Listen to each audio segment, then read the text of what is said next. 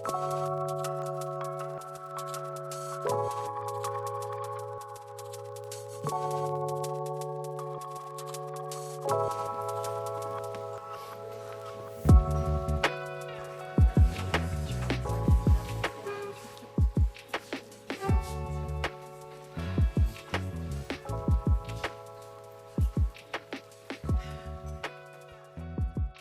à toutes et à tous, et merci d'être ici pour ce dernier jour de l'exposition Le pli du ventre cosmique de Yagna Krishna qui est ici.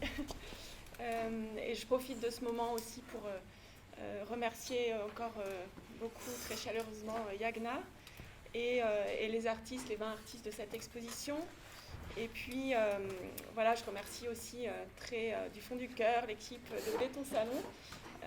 Je vais vous nommer parce que chacune a un rôle vraiment essentiel dans la vie de ce lieu et dans la vie de cette exposition aussi. Donc, Ariane Aubert qui est administratrice, Mathilde Bellouali-Desjean qui est là, chargée de production, avec Romain Gratteau qui est régisseur ici, Derine Demircioglu, pardon si j'écorche un peu ton nom, Derine, qui assiste Mathilde, et qui a été précédée par Vincent Jalbert aussi, qui a commencé à travailler sur cette exposition juste avant Derine. Et puis Mathilde Lassier qui est chargée de la communication et des publics, du service des publics. Donc Benoît Co qui est arrivé il n'y a pas très longtemps, en septembre, qui est médiateur et voilà, à l'accueil. Lucien Poinceau qui est aussi ici, qui est chargé de la presse et de la communication auprès de Mathilde. Et il y a eu avant Lucien, Juliette Liu qui a été aussi, comme Vincent sur la même période, assistante de Mathilde Lassier et qui a écrit dans le journal de l'exposition. Donc Vincent Angelbert et Juliette Liu ont écrit des notices dans le journal de l'expo. Voilà, bon, on peut maintenant en venir à cet entretien avec Yagna qui durera à peu près 1 heure et puis après on laisse la place à la discussion. Et je pense que c'est bien d'en profiter d'être tous et toutes ici dans ce pli de l'exposition pour peut-être commencer par aborder cette question du milieu qu'est l'exposition que tu mets en place ici, que tu as mise en place et comment, d'un point de vue peut-être d'une approche plus matérielle et esthétique, si tu peux nous parler de tous ces éléments qui sont peut-être de l'ordre de la scénographie, donc ce milieu dans lequel tu accueilles toutes les œuvres de ces artistes, et qui sont donc des éléments assez glissants ou flottants parfois, ou il y a des effets de reflets, il y a des fourrures qui glissent sans cesse, qu'on est sans cesse en train de remonter, mais qui sont même des matériaux en fait instables, et des éléments de liant en fait qui sont même des scotch ou des éléments comme ça qui peuvent donc qualifier une esthétique en fait qui témoigne d'une certaine instabilité. Je voulais peut-être commencer par là. Merci. Bon, déjà d'abord, je vous dis bonsoir et merci d'être venu. Et aussi, je me joins au remerciement à l'équipe que Émilie a énumérée et grand merci à Émilie, à toi pour cette invitation et à toute l'équipe qui a été formidable et avec qui j'ai adoré travailler. Et donc je suis très heureuse de cette exposition. Ouais. Merci. Et donc oui, pour rentrer dans la matière, justement, je pense que ta question fait cette entrée par la matière, c'est-à-dire par tout ce qui est visuellement présent, visible, ce qui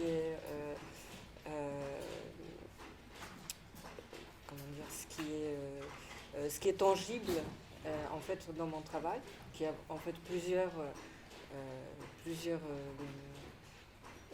qui se situent à plusieurs endroits. Mais en tout cas, cette partie scénographique, c'est la partie la plus visuelle et présente de manière tangible. Et, et comme beaucoup de choses, comme sur beaucoup de champs dans lesquels je développe mon travail, ma recherche, cette scénographie qui n'en est pas une, elle est dans cette situation d'être instable. Déjà le fait que c'est une scénographie, mais c'est pas vraiment une scénographie, c'est pas que une scénographie, parce que en la faisant, je ne le fais pas à partir d'une position de scénographe, mais à partir de position d'artiste et de quelqu'un qui pense, qui met en scène les œuvres des autres, mais à partir du rôle d'artiste. Et donc ça, c'est déjà une situation qui est instable, qui est un peu qui est entre deux. Et bien dans les éléments physiques qu'on voit dans l'espace, donc à la fois les structures qui portent les œuvres ou qui accueillent les œuvres, les simèses, mais qui sont faites avec des châssis de peinture ou d'autres supports qui sont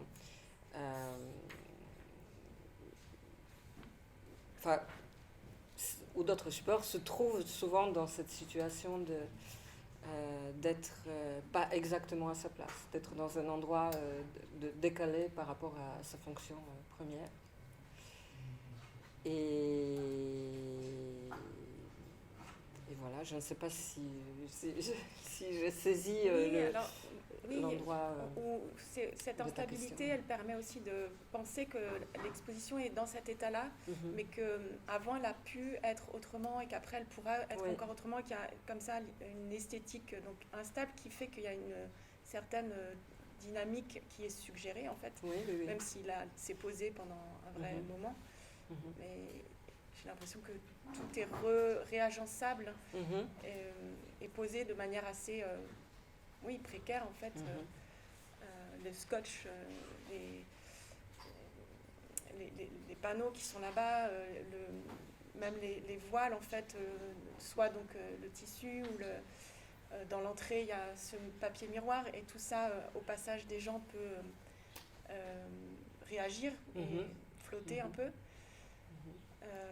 Et j'ai l'impression que c'est une manière aussi comme ça d'avoir de composer une enveloppe assez douce en fait, assez marquée, très marquée, mais quand même assez englobante aussi des œuvres. Tu proposes comme ça des perspectives visuelles sur les œuvres, sur les personnes qui rentrent dans l'exposition. Quand même, il y a aussi cet effet d'englobement de l'image du visiteur, notamment par les effets de miroir. Et voilà, je voulais juste entendre un peu parler de ça, quoi.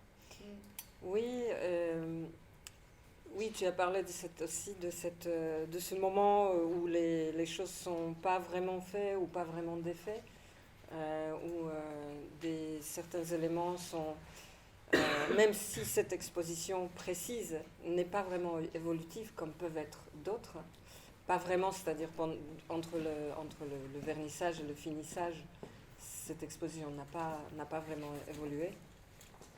Mais différents éléments de cette exposition, y compris de ce qu'on appelle la scénographie, pour simplifier, sont en déplacement, sont en une sorte de mouvement, parfois d'une exposition à l'autre. Parfois, certains éléments sont des traces de montage d'autres expositions, par exemple ces draps qui sont en fait des torchons utilisés dans l'exposition précédente ou un support de test de buse de pistolet à peinture, de réglage. Donc ce sont à la fois des traces, à la fois des chutes un peu techniques. Donc il y a certains éléments qui sont délibérément récupérés d'autres expositions, qui ont déjà servi dans d'autres expositions et qui se retrouvent à nouveau à nouveau ici, et j'imagine qu'ils vont se retrouver dans d'autres situations, d'autres expositions. Et donc il y a des parties d'exposition qui sont comme pas finies, ou qui sont ou comme si elles étaient en train de se défaire. Et aussi pour créer cette situation où il y a, comme par exemple ces ouvertures, comme ces... oui, pour créer une situation où il y a une sorte d'énergie potentielle qui est toujours ouverte. Et justement, tu parles de ces choses qui passent d'une exposition à l'autre. Moi, j'aimerais bien que tu reviennes dans le passé à des projets d'exposition enfin, à un moment de ton travail que tu qualifies avec affection maintenant de boring art, mais qui l'est pas, qui est assez intéressant pour comprendre la suite. Mais à des moments, à un moment de ton travail antérieur, juste avant que tu te mettes à introduire les pratiques d'autres artistes dans tes expositions, et qui sont déjà des moments et des projets où, qui sont des commentaires sur ce qu'est l'espace-temps d'une exposition, ce qu'est un dispositif d'exposition, comme ce projet qui s'appelait When You See Me Again, It Won't Be Me, où tu avais des modules d'un projet d'une étape d'exposition à l'autre qui étaient tantôt des socles, tantôt des cimaises, tantôt des œuvres un peu sculpture, specific object, tantôt des supports pour d'autres œuvres. Et tu avais déjà cette espèce de passage de forme et puis de réflexion sur la documentation de l'exposition et de choses qui se passaient de projet en projet. Et comment est-ce qu'à partir de cette réflexion-là sur le médium d'exposition, t'en es venu aussi à inviter et à inclure d'autres? En fait, ce projet que tu cites, When You See Me Again, It Won't Be Me, n'a pas du tout été pensé comme un projet qui allait évoluer et qui allait avoir plusieurs étapes.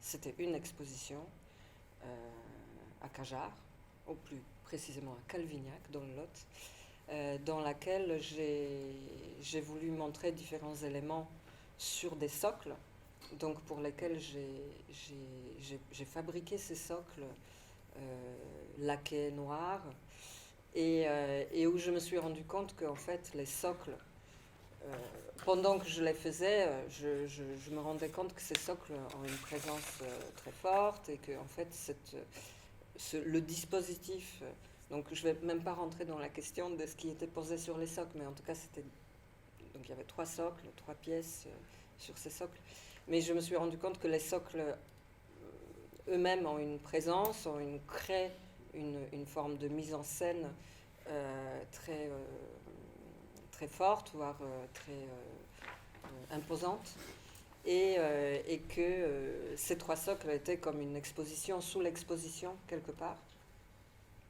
C'est comme si dans une exposition il y en avait 2, c'est-à-dire la réalité des œuvres et la réalité des supports qui eux-mêmes tout seuls pourraient avoir une existence. Mais du coup ce serait une exposition d'une sorte de art minimal un peu dur, on va dire.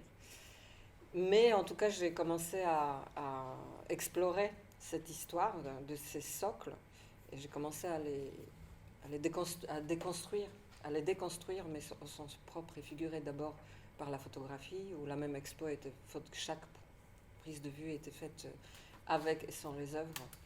Et donc il y avait comme une sorte une documentation d'une exposition qui n'a pas vraiment eu lieu, parce qu'elle était quelque part cachée sous les œuvres, et une documentation classique. Donc, et ça, c'était le premier moment où je me suis rendu compte que When You See Me Again, It Won't Be Me, c'est drôle que j'ai pensé à ce titre, parce que en fait, déjà rien que dans la documentation photographique, quelque part, c'est comme si le titre était prémonitoire. Et après, par un concours de circonstances, on m'a demandé si je garde les socles pour le transport, etc. J'ai demandé de les défaire, c'est-à-dire en planches, et je voulais garder les planches. ces planches, ensuite, je les ai réagencées dans une autre exposition qui s'appelait du coup When You See Me Again, It Won't Be Me Again. Et après, il y avait... on m'a demandé de refaire ça, mais je ne voulais pas refaire, donc j'ai invité un sculpteur, Laurent Ledunf, parce que j'ai pensé à vraiment quelqu'un qui fait de la sculpture au sens très, très classique du terme. Je l'ai invité à s'emparer de ces socles défaits et à en faire une sculpture qu'on co-signerait, puisque moi j'amène une matière, mais qui a une sorte de... qui est une forme de recherche en cours. Et donc ça, c'était la première fois où j'invitais un artiste réellement dans la réalisation d'un travail ensemble. Après, il y avait d'autres étapes encore de When You See Me Again, It Won't Be Me, mais je ne vais pas les développer.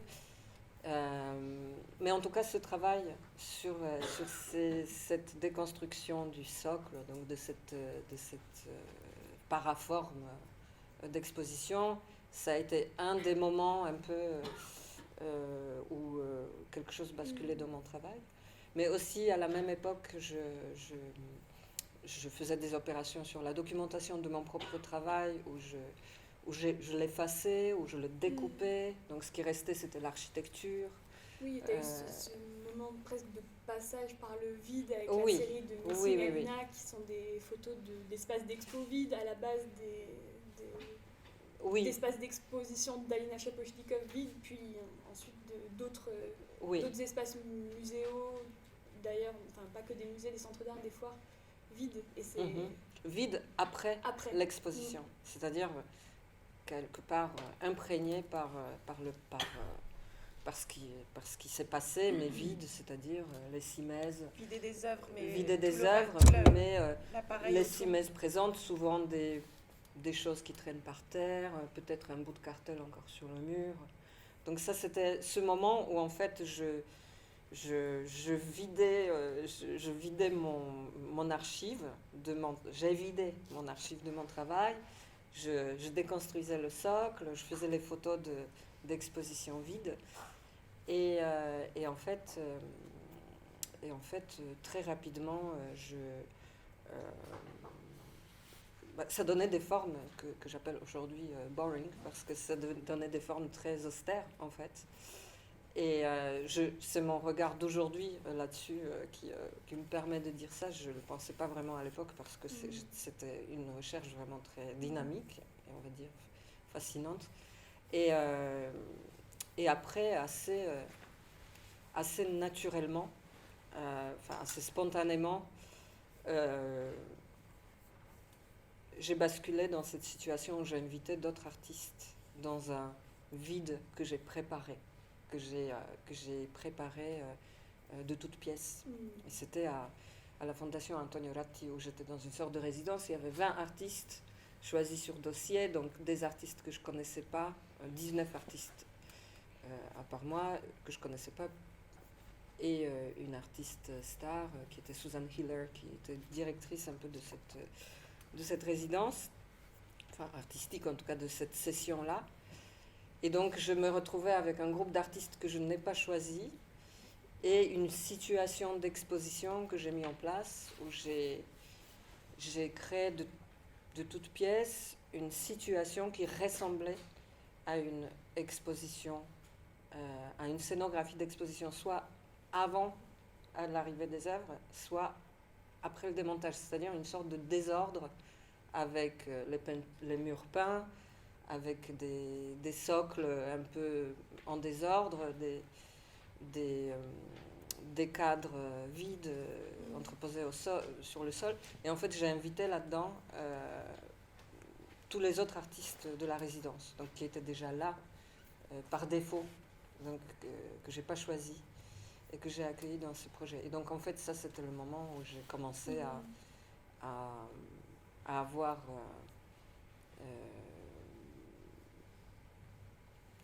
un vrai plaisir d'explorer ça, cette situation où c'est à la fois une sorte d'expérience sur moi-même, sur mon ego d'artiste, sur plein de mythes autour de l'artiste, en fait, de la figure d'artiste. Et à la fois, voilà, c'était quelque chose que je lançais, que je mettais en place, et j'observais ce que ça donnait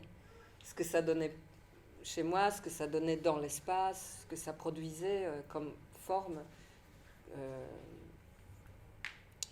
dont j'ai rendu possible l'apparition, mais dont j'étais pas vraiment, dont j'avais pas vraiment la maîtrise.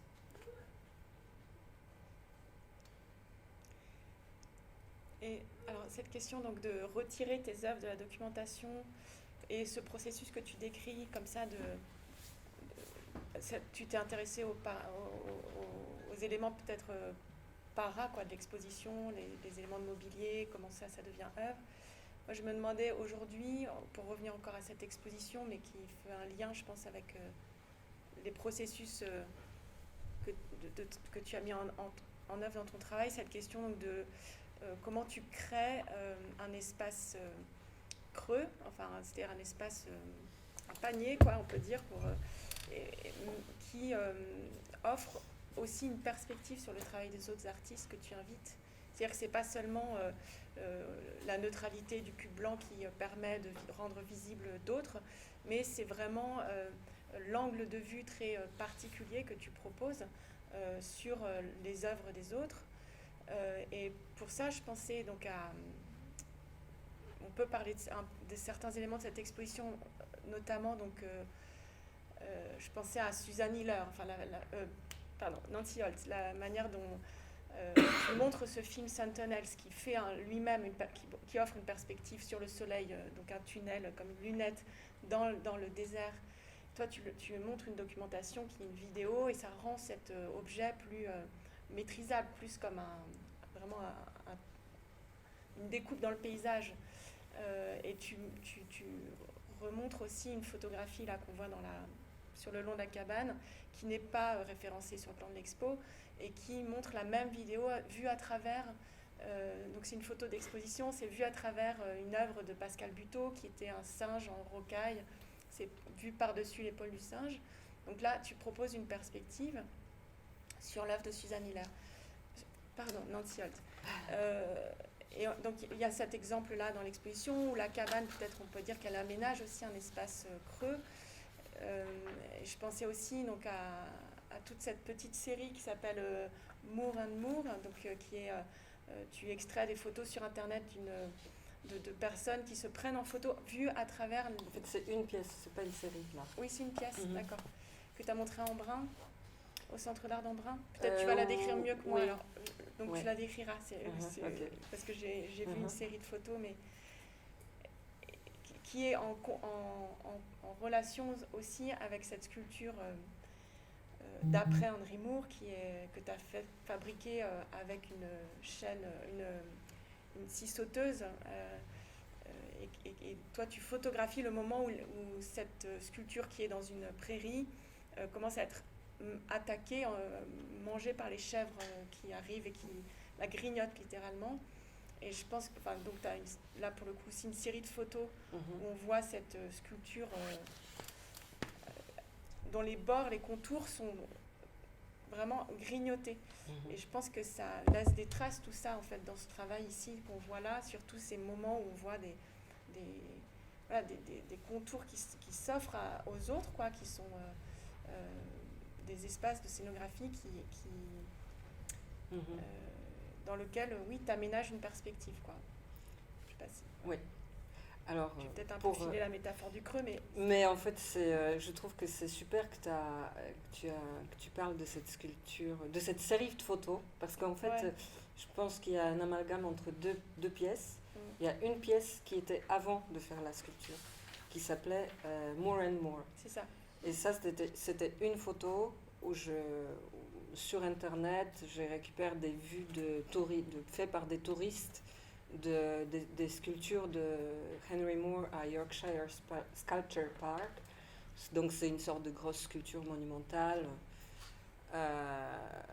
avec un trou au milieu où donc les touristes se mettent au milieu, ils sourient sur certaines photos, et sur d'autres photos, tout simplement, à travers ce trou, on voit des brebis, des moutons se promener dans le paysage. Et donc la pièce More and More, c'est juste un assemblage de 2 photographies, dont une est évidée et qui répète et qui sont superposées. Donc ça fait une sorte de mise en abîme de la sculpture de Henry Moore, de la même sculpture. Et au fond, dans le trou, on voit une brebis. Donc ça, c'était une pièce que j'ai faite, oui, on va dire en 2015. Et après, je me suis retrouvée à passer du temps en Haute-Savoie. Et j'ai rencontré, enfin, je cherchais à rencontrer, et j'ai rencontré finalement un sculpteur local qui faisait des sculptures à la tronçonneuse. Et je lui ai proposé qu'on fasse une sculpture ensemble, dont moi j'ai apporté une sorte de idée de qu'est-ce qu'on pourrait faire. Donc j'ai dit on pourrait faire une reclining figure qui donc quelque part de manière assez libre s'inspirait de cette série de sculptures de Henry Moore. Et lui, il la sculpterait avec moi, et en passant, il m'enseignerait la sculpture à la tronçonneuse. Et il se trouve que ce sculpteur, avant tout, il est chèvrier.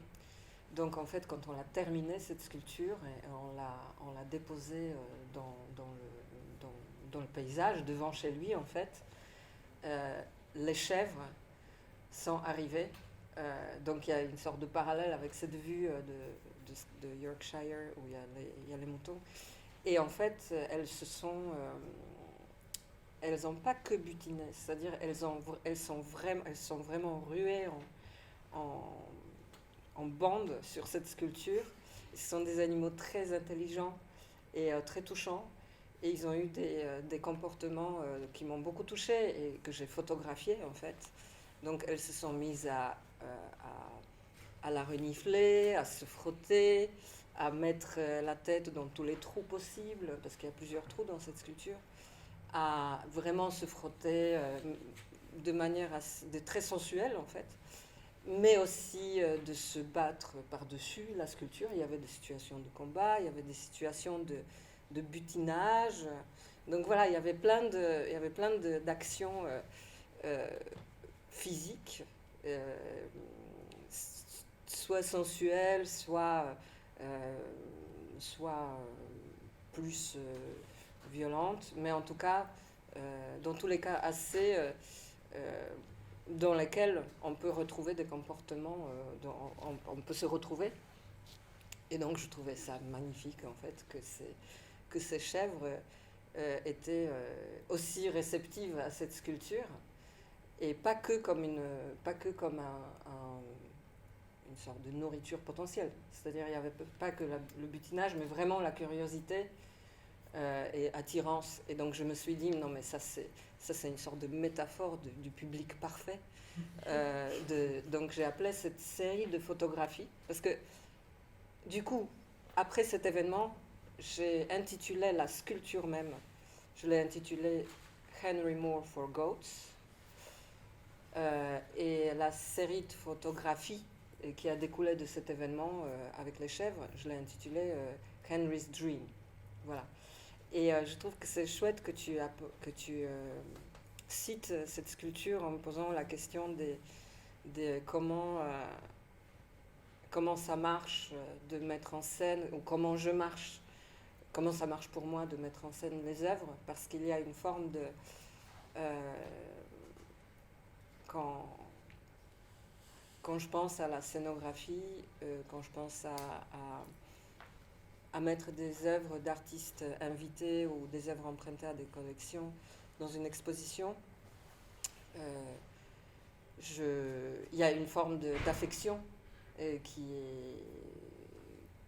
est là-dedans, et en fait il y a une forme d'amour en fait que j'ai envie de mettre en forme, et une forme de jeu que j'ai envie d'installer avec l'œuvre, qui qui est peut-être parfois provocative, c'est-à-dire parfois c'est très présent. Je pense que c'est limite trop fort de mettre les peintures de quelqu'un, dont par exemple Myriam Khan, sur un fond aussi jaune fluo. Mais en même temps, parce que la peinture, entre autres, c'est la vibration des couleurs entre elles, et donc forcément, j'altère la qualité picturale par cette couleur des parties, des tableaux qui sont colorés. Mais en même temps, donc il y a une forme peut-être de jeu qui est mis en place, ou de provocation, mais entre ce que j'ai envie, ce que je fais plastiquement et l'œuvre. Mais en même temps, j'ai aussi j'essaye d'être attentive à ce que ce jeu ne soit pas trop où je sois pas trop en position de vraiment altérer une œuvre, ou de prendre le pouvoir dessus, ou de prendre le... Donc c'est une sorte de... Je cherche à avoir un équilibre, même si j'aime être un peu à la limite entre cette appropriation et une forme de rencontre. Voilà. Oui, d'ailleurs, dans cette expo, il y a différentes relations que tu as créées avec les œuvres. C'est-à-dire qu'il y a des relations de co-signature, de collaboration, et puis comme avec Alal El Karmoudi, oui. Ou avec Yanka Patochka aussi. Oui.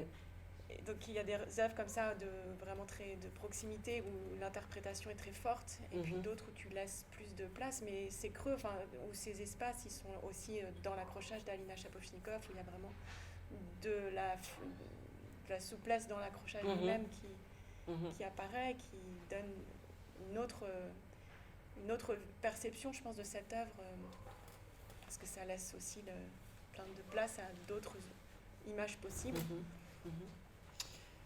Oui, pour l'accrochage de Shapochnikov, j'ai vraiment cherché, au-delà de la couleur, de la peinture et des gouttelettes, et de la texture de cette peinture, j'ai cherché dans la disposition, dans l'arrangement des cadre avec les photos sur le mur, je cherchais à rendre quelque part la souplesse à cette œuvre qui est très sensuelle, qui est à la fois très conceptuelle mais aussi très sensuelle, la série avec les chewing gum, mais qui est en même temps mise dans des cadres très, très rigides, cadres noirs, presque carrés, et donc qui suggère une sorte d'accrochage, l'accrochage classique en tout cas, fait comme... en tout cas, à mon sens, fait comme quelque part rentrer dans les rangs, ce travail qui est extrêmement souple, doux, charnel, drôle, oui, et sensuel. Et donc c'était comme une sorte de... vraiment maîtriser, au sens négatif du terme,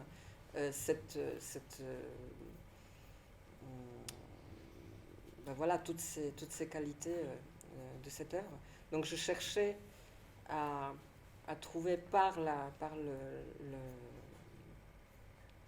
l'arrangement sur le mur des cadres, et sur le mur, dans l'espace et entre eux, une forme de souplesse, une forme de douceur ou de vague qu'il y a à l'intérieur de la pièce.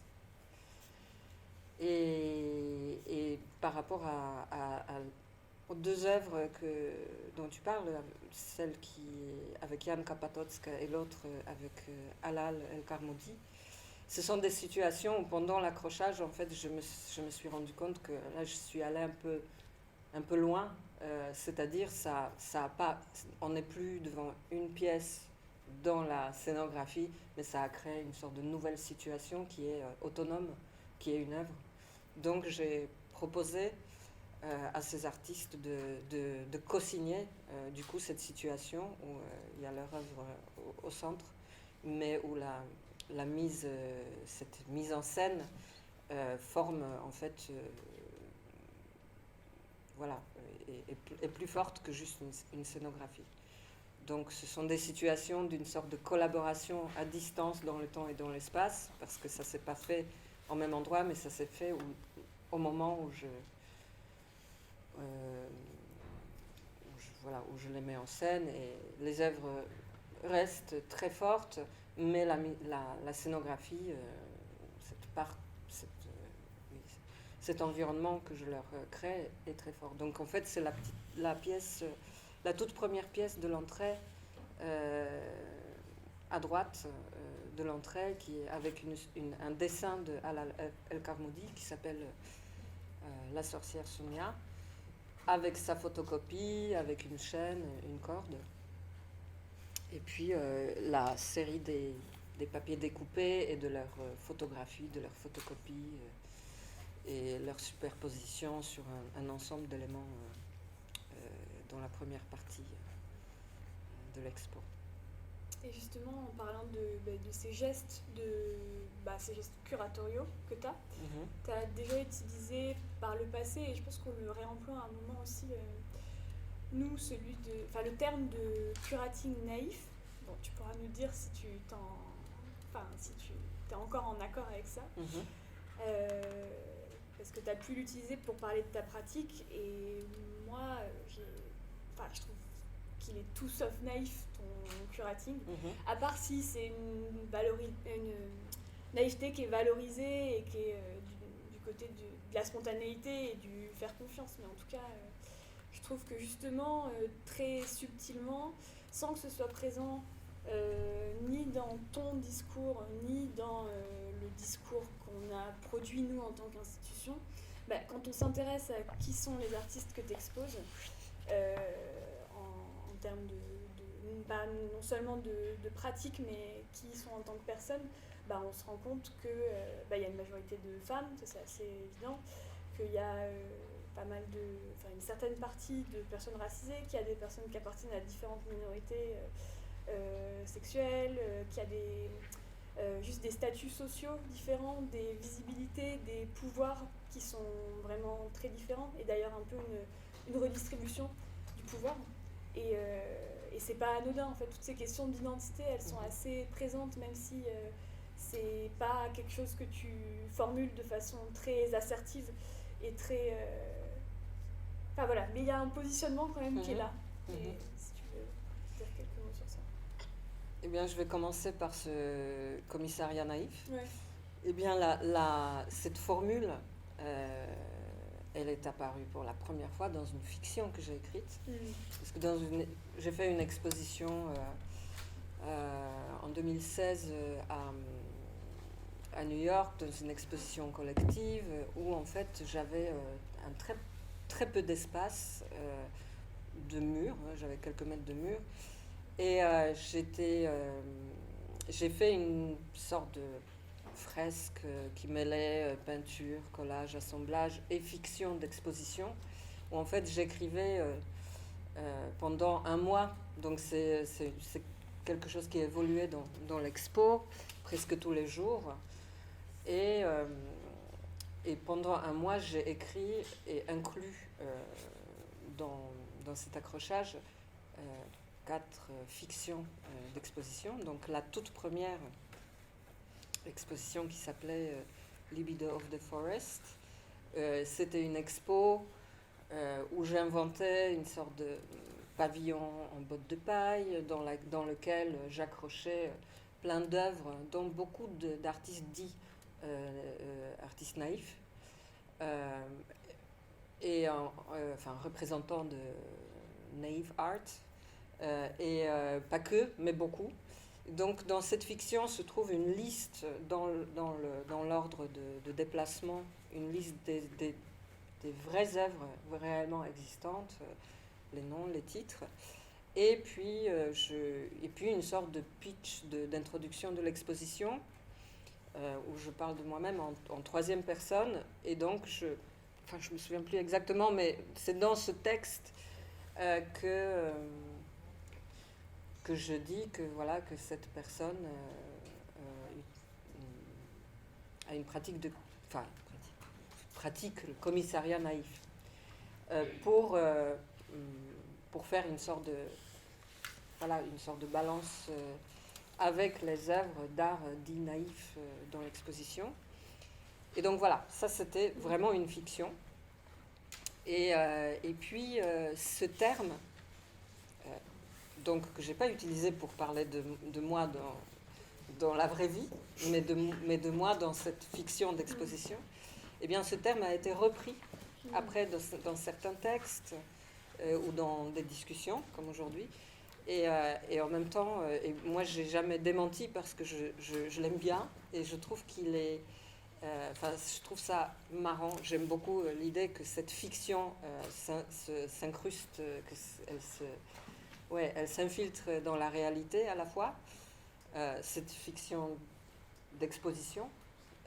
Et en même temps, donc c'est un terme qui n'est pas très précis, en fait. Il est très flou. Mais en même temps, il y a des aspects de ce terme que j'aime bien. À la fois, je l'aime bien parce que quand je fais... toute cette partie de mon travail qui emprunte à la pratique curatoriale certains pouvoirs, je la fais pas en tant que commissaire. Ça m'est arrivé quelquefois dans ma vie, mais c'est pas dans cette exposition, par exemple. Donc cette pratique, je la fais à partir de l'endroit de l'artiste. Et donc c'est une sorte de commissariat décalé. Et après, j'aime dans le terme naïf cette partie de naïveté qui fait qu'on se lance dans une relation, par exemple, sans compter on se lance dans un risque, dans une situation risquée, sans compter quelles peuvent être des conséquences, on va dire, dangereuses. Et donc c'est ce type de naïveté qui me plaît là-dedans. Oui, et t'entretiens des relations avec les artistes que pas toutes les commissaires pourraient se permettre d'avoir. Enfin, probablement, mais parce que je suis pas commissaire, oui, tu vois, parce que j'y vais, parce qu'on est père, quelque part. Et voilà, je crois que je voulais dire encore quelque chose sur cette naïveté, mais j'ai oublié. C'est pas grave. Et après, oui, tu as parlé des identités, de la question d'identité des artistes que j'invite. Eh bien, évidemment, c'est important quand j'invite des artistes. Je les invite d'abord parce que j'adore leur travail, mais aussi j'admire, j'adore, je sais pas, j'aime qui ils sont ou elles sont. Mais c'est pas un programme, en fait. C'est plutôt le fait qu'il y a une représentation qui est comme tu l'as décrite, c'est plutôt une volonté que ce soit une norme qu'une exception qui devient un sujet d'une exposition. Donc c'est pas quelque chose dont je parle. Ouais. Oui, et justement, je faisais visiter l'expo à un ami, mais qui est dans l'assemblée, qui se reconnaîtra, et qui me disait, après avoir vu l'expo, que quelque part, il trouvait que c'était une expo au moins autant et peut-être plus queer que certaines expos qui se revendiquent comme telles, où c'est le programme, où justement les choses sont nommées en tant que telles, et où un positionnement idéologique et un sujet curatorial, quoi. Et je trouvais ça assez... assez juste, quelque part. Ouais. Merci, c'est un vrai compliment. Bien que les expos qui sont faites autour de ce sujet, c'est super aussi, tu vois. Mais en tout cas, moi, j'aime bien comment dire, penser à ces questions comme oui, comme une sorte de fond, ou voilà, justement, comme une norme. Bah, on a hâte que ce soit la norme.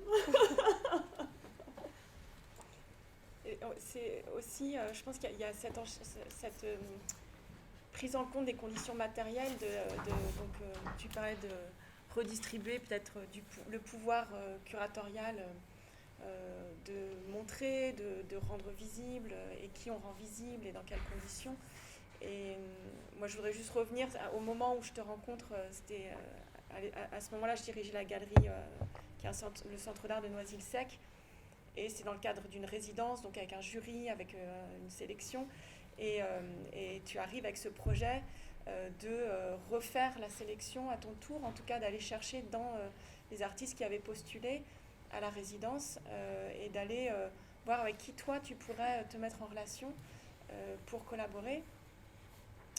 Et il se trouve, donc tu fais cette résidence et donc tu te relie avec Suzanne Ski et Adrien Vescovi et tu proposes de faire cette expérience de comment le lieu du travail conditionne la pratique et comment en échangeant le lieu du travail et les conditions du travail, ça va peut-être influer vos pratiques. Donc tu invites dans le lieu de la résidence ces deux artistes tour à tour et toi tu vas comme un échange de vie quoi aussi chez eux. C'est là où tu vas en Haute-Savoie d'ailleurs. Oui. Et en fait, c'est pas seulement un échange, c'est aussi l'échange de tout ce que représente la résidence, c'est-à-dire un accompagnement curatorial de notre part où on accueille ces artistes aussi, on les découvre et ça, c'est une certaine retour de visibilité que tu leur donnes.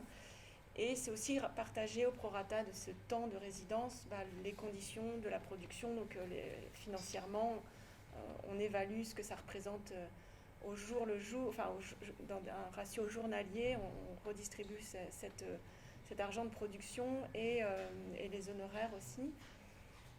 Et au moment où je t'invite dans l'exposition collective qui s'appelait Problème de type grec, qui posait aussi cette question d'indépendance d'un projet pris dans une structure dominante, toi tu fais du lieu de l'exposition, donc du mur que je te propose en gros, comme une ambassade indépendante dans l'expo où tu vas inviter au fur et à mesure de leur production ces deux artistes. Et de là découle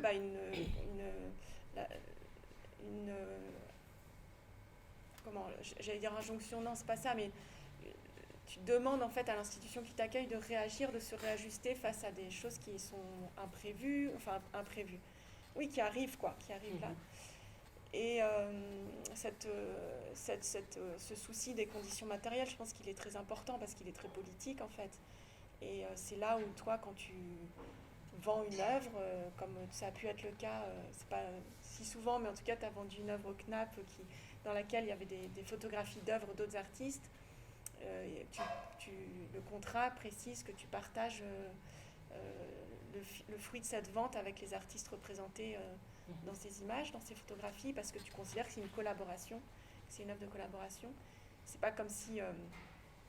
Pas exactement, mais c'est pas, j'allais dire, c'est pas comme si c'était horizontal dans le sens où il y a pas, c'est pas 50-50, il y a un prorata aussi en fonction de leur visibilité, c'est ça. En tout cas, ça a des conséquences vraiment sur la contractualisation du lien avec les artistes. Oui, en fait, tu parles de cette partie administrative de ma pratique qui est pas forcément visible.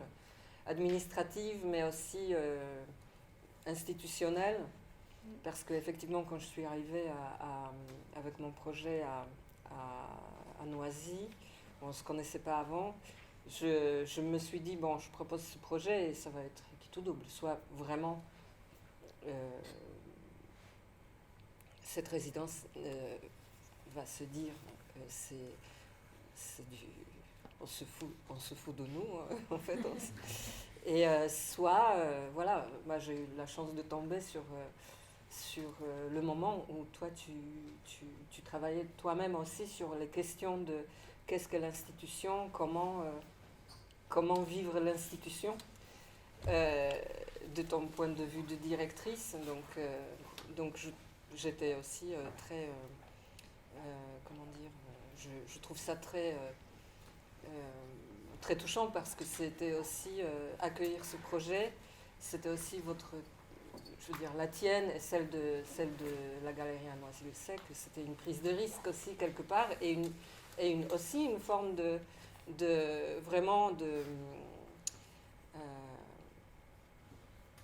de souplesse à l'endroit de l'ego et de pouvoir parce que vous avez dit bon d'accord, on a rejeté parce que moi j'ai choisi les artistes que j'ai invités parmi les artistes qui n'étaient pas retenus, donc moi quelque part je vous fais un pied de nez quelque part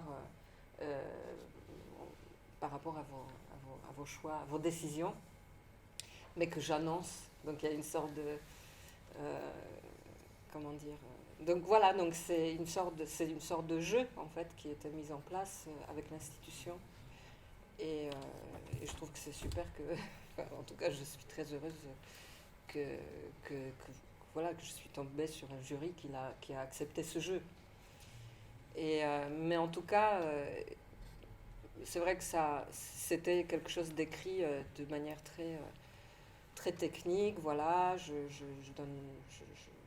donne les clés à l'artiste, je partage l'argent, etc. Et dans l'exposition, je les invite au sein de mon exposition. Donc quelque part, sur tous les plans de mon passage à Noisy, je leur cède une part de ma place. Et ça produit aussi des formes. Donc ce qu'on voit à la fin, on voit les formes, on ne voit pas vraiment toute cette dimension qui est en fait que tout artiste vit en fait dans son travail et il l'affiche pas forcément. Parfois oui, mais c'est spécifique. Mais cette partie de la vie administrative et économique. Donc, et oui, et dans le cas et cette question économique, elle se prolonge, parce que elle se prolonge dans les expositions, mais aussi dans les pièces qui découlent des expositions. Parce que c'est vrai qu'en général, les formes que je fais, ce sont des formes éphémères, comme celle-ci, c'est-à-dire après le démontage, il n'y a plus d'œuvres. Mais il y a mais cette exposition, elle génère aussi quelques formes qui potentiellement peuvent être autonomes, comme par exemple les photographies. Les photographies qui peuvent être des photographies d'une œuvre de quelqu'un, ou qui contiennent la vue d'œuvre dans la scénographie. Parfois, c'était aussi des expositions où carrément la mise en scène et le processus de photographier, de faire le tirage, de le mettre en place, c'était carrément le protocole de l'exposition évolutive. Et c'est notamment cette exposition qui était au CNAI, qui marchait comme ça, qui a produit une sorte de trace physique, donc une sorte de portant avec des photographies tirées, qui incluait les vues d'œuvres d'artistes que j'ai invités. Et en fait, donc cette œuvre, c'est l'exemple dont je parle parce que tu l'as cité, donc c'est une pièce qui a été achetée par le CNAP. Et en fait, quel est le statut de cette œuvre? Donc c'est une œuvre dont je suis autrice, mais qui a quelque part une œuvre composite, mais pas vraiment, parce qu'il n'y a pas vraiment de statut, mais elle est la plus proche d'une œuvre composite, parce qu'elle inclut la photographie d'œuvres d'autres artistes. Et donc, elle n'existerait pas sans ces œuvres. Donc, je considère que, en fait, ces œuvres, même si elles existent dedans que par la photographie, et cette photographie, elle est comme un endroit d'exposition, en fait, en tout cas de transmission de la représentation de ces œuvres, je considère que en fait, dans le cas, voilà, que sans ces œuvres, cette pièce n'existerait pas. Donc, dans le cas de la vente, il y avait une sorte de calcul qui est évidemment arbitraire, mais qui était fait de manière à partager le bénéfice de cette vente avec les artistes dont les œuvres étaient présentes dans les photographies. Donc c'était une sorte de Oui, calcul. une fois que les frais de production étaient retirés. Et oui, puis une fois les frais de pourcentage, production retirés, et puis c'était une œuvre où il y avait plusieurs photographies avec plusieurs œuvres de différents artistes. Ouais. Donc c'était une sorte de partage, une sorte de pourcentage qui a été calculé d'après une logique quoi, que j'ai mis en place, parce qu'il n'y a pas de règles en fait, il n'y a pas de... je suis la seule à pouvoir les mettre en place et les discuter avec les artistes ou leur proposer. En tout cas. Mais cette situation de flexibilité de l'institution, bon là c'est un projet qui est coproduit et on l'a accueilli à Béton Salon alors qu'il existait déjà sous une autre forme à Image Image, à Orthez, qui est un centre d'art dans le sud-ouest. Mais ça s'est quand même reposé, cette question de souplesse et de quelque part déplacer l'ego dans ta programmation, Émilie, parce que c'est ta deuxième exposition à Béton Salon et c'est une exposition dont tu ne signes pas le commissariat. Bon, vous avez une relation de... en fait, si. Oui et non, mais oui, c'est vrai. Ouais. Et ça dit pas mal de choses aussi de qu'est-ce que ta pratique fait aux dynamiques de pouvoir, des endroits où tu arrives et comment est-ce que ça rebat les cartes en termes d'invitation, de qui a le pouvoir sur quoi et qui sait ce qui va in fine être présenté. Oui, moi oui, bien sûr. Ouais. Moi, de mon point de vue, c'est à chaque fois les personnes qui m'invitent et qui acceptent ces règles du jeu que quelque part je propose. Je trouve qu'il y a un vrai courage, parce que c'est vrai que toi tu m'invites. Il y avait déjà 13 artistes que j'avais invités à Orthez, j'invite d'autres artistes. Au final, dans le centre d'art que tu diriges, il y a une expo de 21 artistes, 21 artistes, dont tu as choisi une quelque part. Donc il y a une forme de... Mais quand je t'invite, d'ailleurs, je ne sais pas qu'à ce moment-là que ce sera la réplique de l'expo, enfin la suite de l'expo d'Orthez. Oui. Je t'invite... Ouais. Enfin, en fait, oui, l'expo à Orthez n'était pas prête. En fait, on était... Il n'était pas forcément question de ça au départ. Oui. Oui. Et oui, alors, par rapport à cette question pour moi, une invitation de Yagna, je sais qu'elle arrive à plusieurs, mais c'est comme une invitation un peu conceptuelle. Enfin, c'est-à-dire que mon travail curatorial, là, il est plus conceptuel. Après, il devient très concret. Mais, et concrètement, il se manifeste il s'organise autour d'une assistance au travail de Yagna. Et pour moi, c'était une manière de ouvrir et de permettre à ce que ma programmation d'emblée, enfin à ce niveau de départ un peu quand même de deuxième exposition de la programmation, elle rende manifeste le fait que moi j'ai envie d'avoir des relations de travail de cette nature. Et de cette nature, c'est-à-dire la manière dont toi tu as aussi des relations avec d'autres, qui sont des relations donc voilà, basées sur de la confiance, une certaine sincérité, enfin ce curating naïf avec lequel que tu revendiques avec un petit délai quoi évidemment. Il ne s'agit pas de le rejouer pour moi, mais en tout cas de dire que c'est aussi là que j'ai envie que ça aille et finalement oui de mettre en marche en fait toutes les conditions d'accueil d'une exposition qui prend plus d'ampleur qui prend pas mal d'ampleur et finalement oui cette générosité là que tu pointes elle est aussi dans ton travail, c'est-à-dire que l'argent de la production de l'exposition solo de Yagna en fait elle est dédiée, répartie à travers 20 artistes et elle profite indirectement de ton travail, mais enfin tu vois il y a quand même une redistribution de la visibilité et de l'argent et de l'effort du travail que le Centre d'art peut fournir autour de toi et donc des autres artistes aussi. Voilà.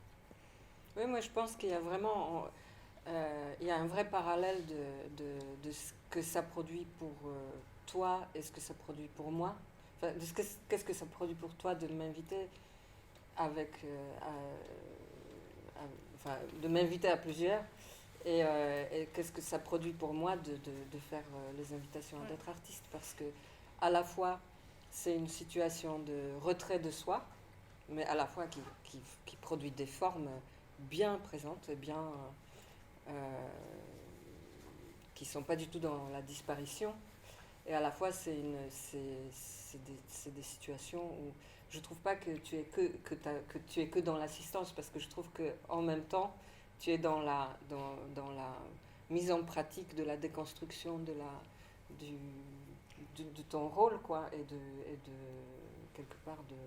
Oui, mais je passe d'un truc en retrait où je t'invite et c'est un pari et ça m'amuse de faire ça aussi et ça me plaît et je me dis tiens, il va arriver des choses, à non pas la relation curatoriale aux artistes, mais la relation où je t'assiste en disant oui, ça plus à gauche, plus à droite. Oui, bien sûr, et d'ailleurs je te sollicite ça, en fait. pour ça aussi. Hein. Et j'ai mis un petit moment avant de... Par exemple, sur le wall text qui est à l'entrée, au départ, on l'avait imprimé avec marqué Commissariat Émilie Renard. Et quand j'ai vu ça, je me suis dit, ah mais non, je ne peux pas le mettre là, parce qu'en fait, quand on rentre dans cette exposition, et ça va prêter à confusion, parce que c'est quand même l'exposition organisée par Yagna, et le mettre là, d'emblée, sur le mur de l'exposition, c'est vraiment... je le sentais comme une appropriation, pour le coup, de ce qui se passe dans cet espace, alors que par ailleurs, je n'ai pas eu de problème à le mentionner ailleurs sur un support qui est le journal de l'exposition, quoi, parce qu'il y a un petit délai, c'est un objet de communication, de médiation, mais c'est pas inscrit sur le mur. Tu vois, il est... Je t'avoue que j'ai même pas remarqué qu'il n'y avait pas ça. Ouais, bah, parce que moi je trouve que tu restes commissaire de cette exposition, mais à fond, quoi, parce que c'est quand même une forme d'affirmation très forte que d'accepter. Voilà, mais dans la lecture, tu vois, première d'une exposition, c'est pas le cas, donc je voulais pas le... C'était pas un disclaimer de ma part, je ne pouvais pas me poser là, quoi. Après, cette conversation-là, c'est vrai qu'on parle beaucoup du travail de Yagna, parce que par ailleurs, dans l'exposition, il y a eu pas mal de moments où on parlait du travail de tout le monde, donc on s'est dit, c'est bien de terminer l'exposition avec cette parole-là vraiment plus focalisée sur Yagna. Oui, c'est vrai. C'était ça aussi, hein, l'objet. C'est vrai que je n'ai pas introduit la chose là comme avant, ça. Mais on se dire, mais en fait...